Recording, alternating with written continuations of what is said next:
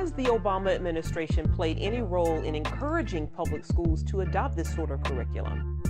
Well, that is another very good question. Actually, encourage isn't maybe the word.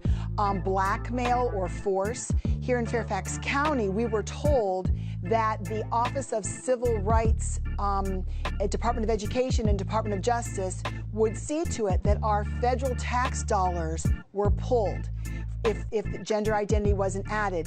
What that means is those monies that are meant to help educate and provide for poor children that may be going without meals, that funding would be taken. I'm here to see our youths productively grow in a safe space for Nubian children. I think it is very important.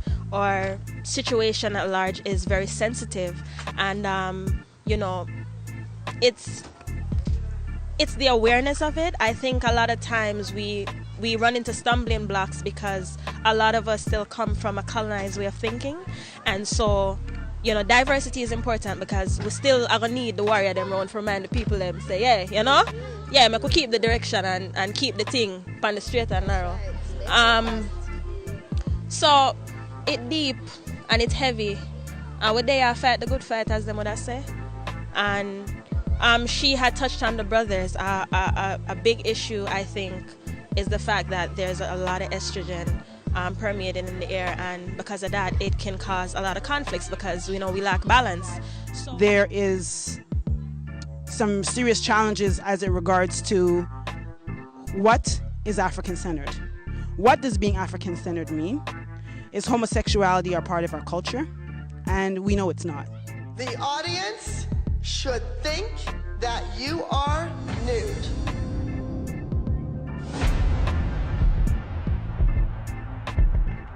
No one ever wants to hear the word nude associated with their 10-year-old, ever. I don't want to be naked on stage. Now, the idea with the fan dance is that you cover your body with the fans. So you give the illusion that you're nude underneath the fans.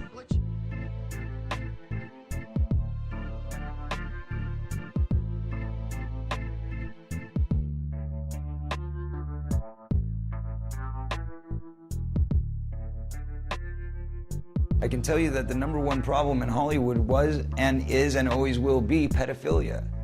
That's the biggest problem for children in this industry. The casting couch even applies to children. Oh yeah. Not in the same way. It's all done under the radar. Nobody talks about pedophilia. It's the big secret. And it's widespread? Oh yeah. I was surrounded by them when I was 14 years old. Surrounded. Literally.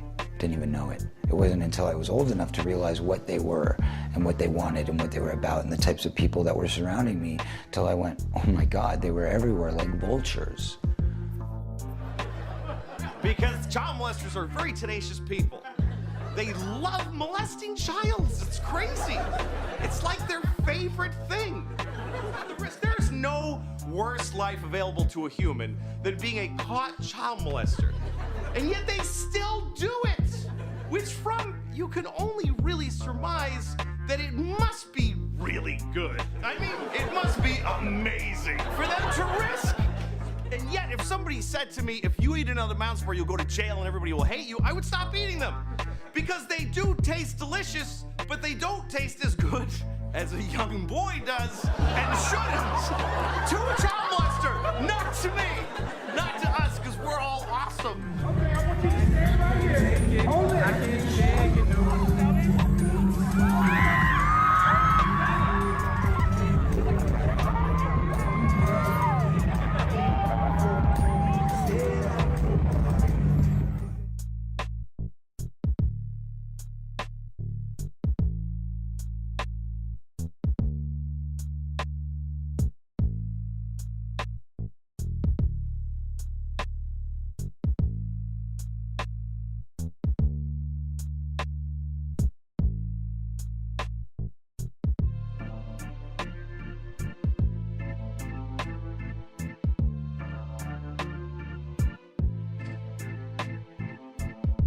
You guys pull that up for me. It was in the stack. I said I'd get to it. I mean, this is a psych warfare attack.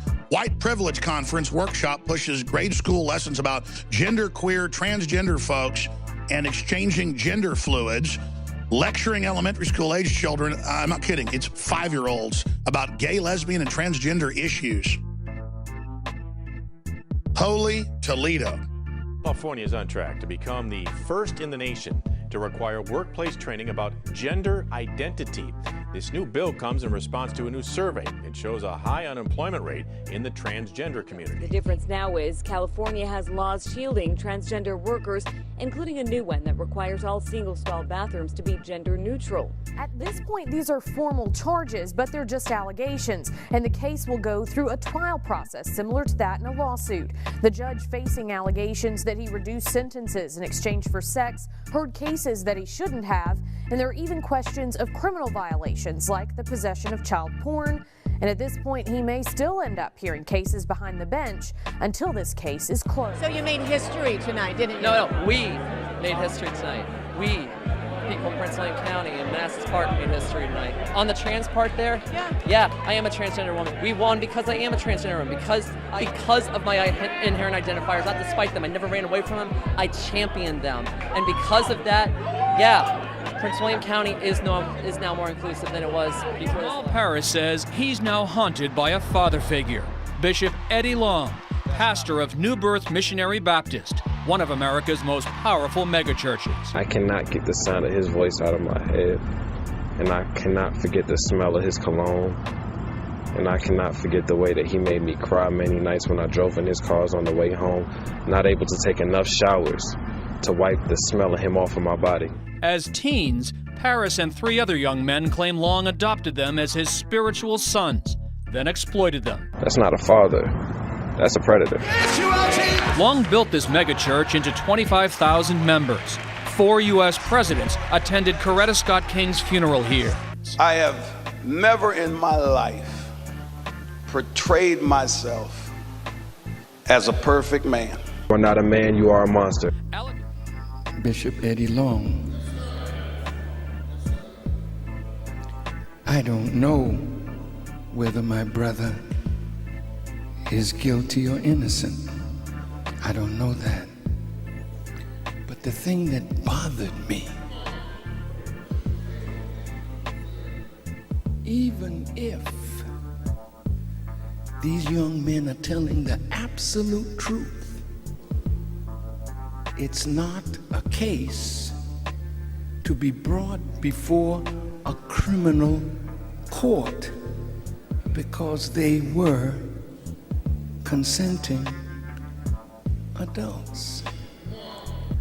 To 4 victims or false witnesses. Now you look at Eddie Long's work. Is it a good work? Is it a noble work? Damn, I mean, that's a bad charge. That he was consorting with little boys and using his power as a priest or a teacher to get them to do evil things. But so here's what's going down today. The Austin International Drag Festival. So you have all these headliners. You have Poo Poo Platter, May See Some Cocks, Eaton Johnson, and then E. So I came across E, and that's one of the headliners, and that looks like a boy dressed as a woman in drag. We've even recently seen Lactatia, the 8-year-old boy whose parents allow him to dress in drag so he can be paraded around at drag festivals. I'm gonna find out who's lactating today. I am a lactator, honey. Drag is an all-ages thing. Drag should be an all-ages thing, and some people consider it provocative. Ooh, I'm all about education. I actually do story time with drag queens in Chicago. Right? Yes, family programming. Where children are brought to the library to then have a drag queen read them a story, thus normalizing and promoting this drag fetish culture to young children. There aren't a lot of kid drag queens. They're considered inappropriate, but like inappropriate just means that you look good. I'm 8 years old, get it right. When you start dragging kids into this type of culture, taboo activity, that's when it becomes an issue. You had little boys dressed in drag at this event, and they were watching and participating in what most people would consider mature content. Now, what was most disturbing of all is the main act that closed out before this intermission was that of a young child. Please welcome to the stage the wonderful, the amazing, the dragnificent E was the performer's name, the youngest drag queen around. That's how they announced him. And he, she, whatever, was rolling around on the ground, jumping around, performing. And essentially the format was to dance around seductively, remove some articles of clothing even, and people give you money, throw dollars at you, like what you would see at a strip club. And this is really disturbing because it's grooming children so that when they become adults, it's all natural and part of it. Please.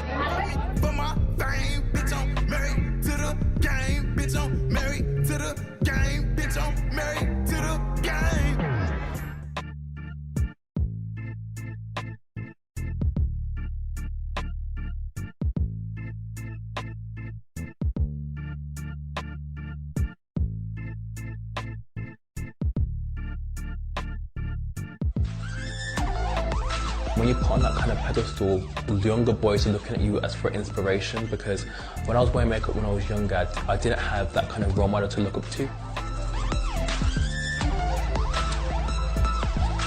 I used to love like going on YouTube and finding new gurus and new beauty inspirations, and then I sort of thought one day there's no one really like me around, and like no one with like deeper skin tone, so I just thought I'm gonna start my own channel.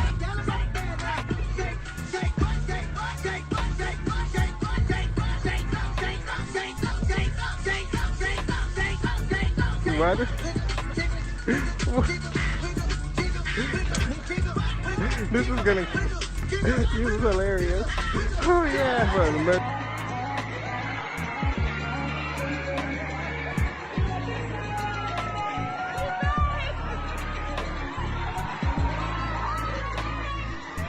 There. Princess who? Princess 10. Yay. Y'all are cute. I take baths with my kids. I'm naked with my kids. I have sex in front of my kids. I never be ashamed of sex. My son be breastfeeding and I'll be making love to his mom. That's me, bruh. That's how I get down around kids. I try to keep their purity. I don't want to take their purity away by covering myself up. They're going to be ashamed and cover themselves up. And I'm pure at heart. So you can think in your mind, if I let another kid here, I'm going to have to change the way I am so that your kid could be comfortable around me. No, I'm going to be naked as in front of your kids. My son comes up and grabs my penis. I let him grab my penis. I'm laying there chilling. He grabbed my penis, and he's playing with my penis. I let that happen. I say, yeah, look, you got one too. And he laughing, and the moment is over. It's pure. And if I do that with somebody else's kids, and you see how people turned on me over here? You see how people turn on me? Bro, I'm real human, bro. Yeah.